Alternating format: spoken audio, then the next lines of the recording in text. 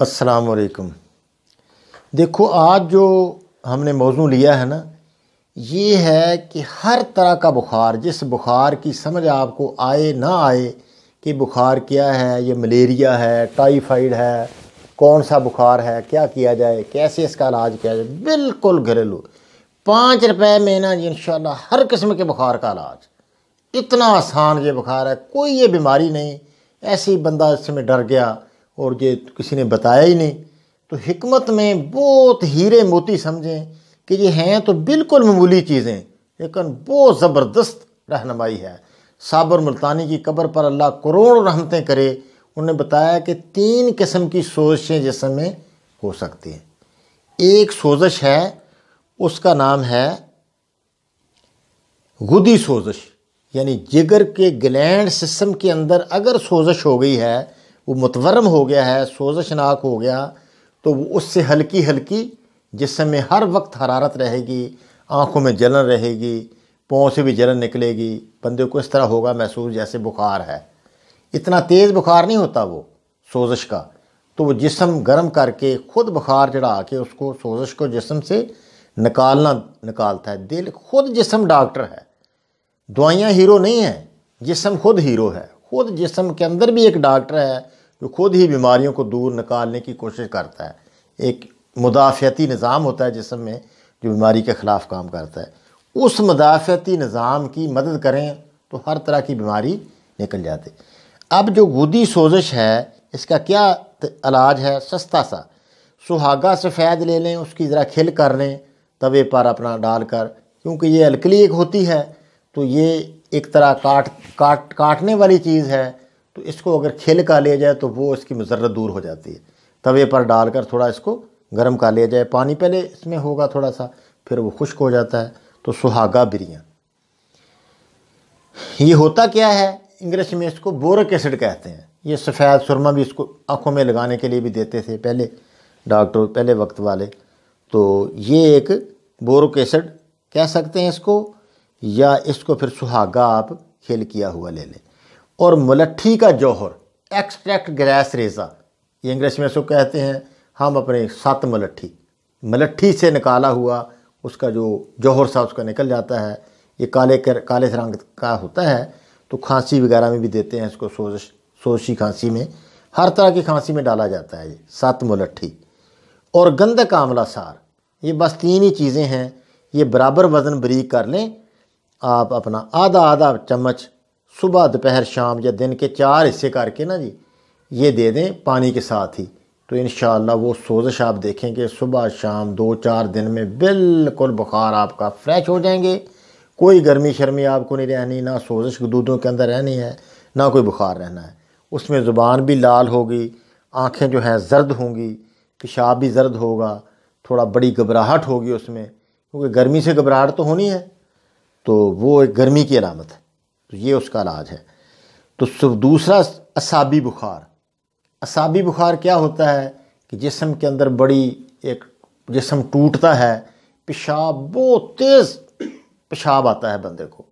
جس طرح ایک کپ کپی بھی جسم میں ہوتی ہے،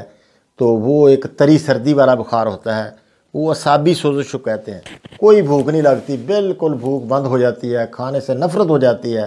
بندہ کہتا نا میں نے نہیں کھانا کچھ بھی۔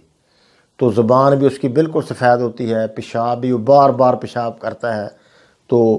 جسم بھی اس کا گرم ہو جاتا ہے۔ کھانا کھانے کے بعد کھا لے نا وہ، تو بخار بس ہو ہی جاتا ہے اس کو،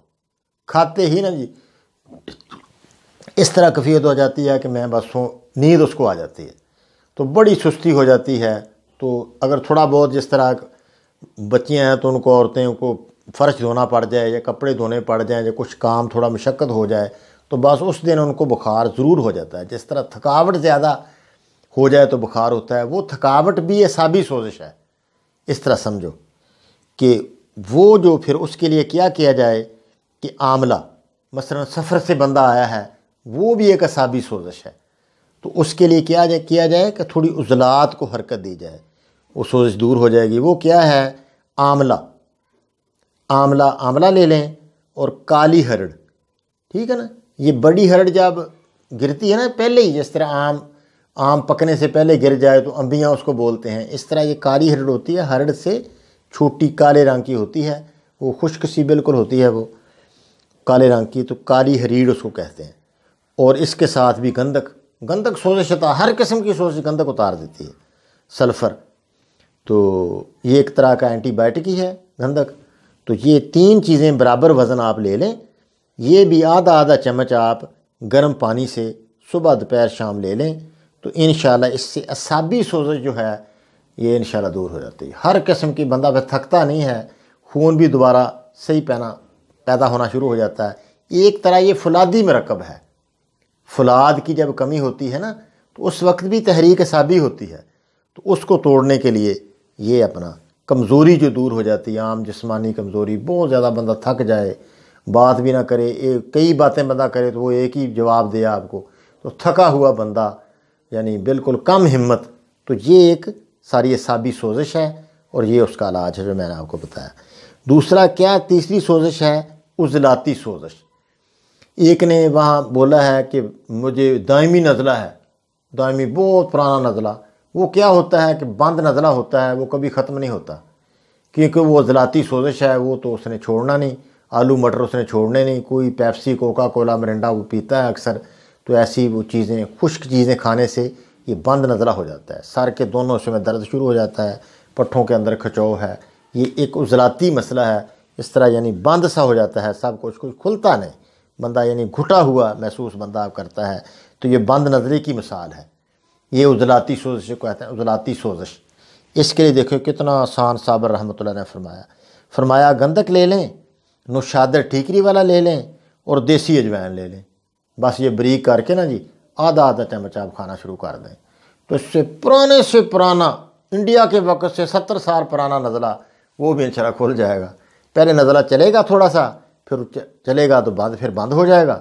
تو انشاءاللہ ساری درمیان میں ناک جو ہے بالکل کھل جائے گا، اس کو جو آنکھوں میں جلن تھی وہ بھی ختم ہو جائے گی، وہ جو تھکا ہوا یعنی کھینچا ہوا جسم، ہر طرف سے سکیڑ ہے، جو سکیڑ کی بہت بیماریاں، ہزاروں بیماریاں سکیڑ کی ہیں، تو ساری بیماریوں کی وہ سوزشی بیماریاں، عضلاتی سوزش بھی اس کو کہہ سکتے ہیں، اس میں بھی ہلکا بخار، جس طرح ٹی بی والے مریضوں کو بخار ہوتا ہے تو اترتا نہیں، تو وہ عضلاتی بخار 6 ماہ تک رہتا ہے، ہلکا بخار، ہر وقت ہی بخار رہتا ہے بندے کو، تو وہ دراصل عضلاتی سوزش ہوتی ہے، اس کا بخار ہوتا ہے۔ تو یہ ہر قسم کے بخاروں کا علاج اس میں آ گیا۔ تو یہ بس 3 چیزیں، گندک، نوشادر اور اجوائن، دیکھو کتنا آسان، سر کے دونوں حصوں میں درد ہو تو اس کے لیے بھی بہت اچھا ہے، گرم پانی کے ساتھ دیتے جائیں، انشاءاللہ یہ بند نزلے کا بھی علاج ہے۔ یہ ایک طرح کی الرجیاں بھی اس میں آ گئیں، ہر قسم کی الرجی، جس طرح پولن الرجی، اب دیکھیں نا پولن الرجی، یہ اسلام آباد میں جب ایک ہوتی ہے، موسم آتا ہے تو اس میں پھول ہوتے ہیں تو پولن الرجی ہو جاتی ہے، وہ کیا ہوتی ہے؟ حرارت کی کمی، ایک سمجھو کہ اعصابی سوزش،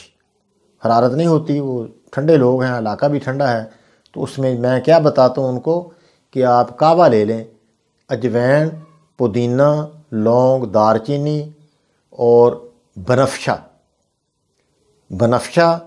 گل بنفشہ لے لیں، مل جاتا ہے، گل بانسا تو ملتا نہیں، بانسا کے گل تو ملتے نہیں، پتے مل جاتے ہیں، برگے بانسا وہ لے لیں، لونگ، دار چینی، اجوائن، پودینہ، برگے بانسا اور بنفشہ، یہ آپ لے کر اس کا کعوہ بنا لیں۔ یہ پولن الرجی کا اعلیٰ درجے کا علاج ہے، اس سے جسم میں حرارت آ جاتی ہے، آدھا پونا چمچ تقریباً، یہ آدھے چمچ سے تھوڑا زیادہ ہو تو یا 1 چمچ چائے والا، اس سے 1 پیالی آپ خوب اچھی طرح ابال کر صبح دوپہر شام دن کے 4 دفعہ پئیں، انشاءاللہ جب تھوڑا آپ کے پیشاب کے اندر زردی آ جائے گی تو کبھی دوبارہ آپ کو پولن الرجی نہیں ہوگی۔ یہ الرجی بھی بہت بڑا جھوٹ ہے، جب بیماری سمجھ نہ کوئی آئے کہتے ہیں الرجی ہے، بس وہ کوئی چیز قابو نہ آئے الرجی ہو گئی، حالانکہ کوئی جھوٹ ہے، یہ الرجی کچھ نہیں ہوتی، یہ ایک کیفیت ہوتی ہے۔ مثلاً ایک بندہ پہلے ہی گرم ہے، اس کو نیروبان کا انجیکشن لگا دیا، دھپڑ ہو گیا اس کے جسم پر، کہتے ہیں الرجی ہو گئی، الرجی نہیں ہوئی، وہ صحیح ہوا اس کے ساتھ، پہلے گرم تھا، وہ سمجھا ہی نہیں، ڈاکٹر اس کے اوپر انجیکشن اس نے لگا دیا، وہ تو پہلے ہی گرم تھا بہت زیادہ، تو اس کو کیسے الرجی ہو گئی؟ وہ تو الرجی وہ تو اس کی سمجھ نہیں ہے ڈاکٹر صاحب کو، اس نے کیوں انجیکشن لگایا اس کو؟ یہ سزا کے لائق ڈاکٹر ہے، جو ایسی غلطیاں کرتے ہیں، ان کے اوپر کوئی چیک بیلنس نہیں ہے تو ایسی پھر غلطیاں کرتے ہیں۔ گرم بندے کو گرم دوائی اس نے کیوں دی، کیا ڈاکٹری ہے اس کی؟ پھر اتنا بھی نہ سمجھ سکا، پھر کہتا ہے الرجی کہہ کے ٹال دی بات کہ الرجی ہو گئی۔ الرجی تو ہونی تھی، اس کو گرم کر دیا اور بھی، اور کیا ہونا اس کو؟ تو یہ اپنا پھر الرجی، حالانکہ یہ کوئی مسئلہ نہیں، سمجھ کر اس کو انشاءاللہ۔ میڈیکل سے کوئی ہمیں اختلاف نہیں، خود میں نے ڈسپینسر کورس کیا ہے، سارے ہمارا خاندان ڈاکٹر ہے۔ تو علاج یعنی یہ تھیوری ہے کہ صابر کی تھیوری اگر ڈاکٹر اپنا لیں تو دوائیاں تو ساری بنیاد ایک ہی ہے، یہ بھی جڑی بوٹیوں سے تیار کرتے ہیں، وہ بھی ان کی کچھ گرم دوائیاں ہیں، خشک ہیں، تر ہیں، ڈاسکس وغیرہ ایسی انجیکشن ہیں ان کے پاس بھی، گرم بھی کرتے ہیں، ساری دوائیاں اس طرح کے ہیں ان کے پاس۔ لیکن طریقہ یہ لے لیں، اگر تھیوری یہ سمجھ لیں تو انشاءاللہ ڈاکٹری جو ہے یہ بھی زبردست چیز ہے، کیونکہ دوائی سے کوئی اختلاف نہیں، طریقے سے اختلاف ہے کہ اس طریقے پر آ جائیں، انشاءاللہ حکیم بھی کامیاب اور ڈاکٹر بھی کامیاب۔ السلام علیکم ورحمۃ اللہ۔